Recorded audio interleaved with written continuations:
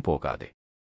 അവളുടെ അറലോകത്തിന്റെ ഒന്നും ഉൾക്കൊള്ളിരുന്നില്ല, ആഡംബരമില്ല, അലങ്കാരമില്ല, ഒരു നമസ്കാരപ്പായ, ഒരു വിളക്ക്, ഒരു പാത്രം വെള്ളം, അല്ലാഹുവിന്റെ വചനം. അവൾക്ക് മറ്റൊന്നും ആവശ്യമില്ലായിരുന്നു.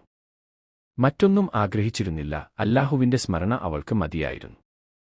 എല്ലാ ദിവസവും സകരിയ ലളിതമായ ഭക്ഷണം കൊണ്ട് അവളുടെ അറയിലേക്ക് കയറും.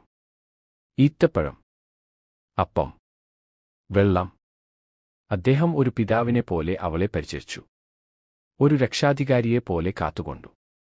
എന്നാൽ അദ്ദേഹം അവളുടെ അറയ്ക്കുള്ളിൽ കണ്ടത് ഒരിക്കലും അദ്ദേഹം കൊണ്ടുവന്നതായിരുന്നില്ല. കാരണം അവിടെ മേശമേൽ ഓരോ തവണയും വിശദീകരണമില്ലാത്ത ഭക്ഷണം ഉണ്ടായിരുന്നു.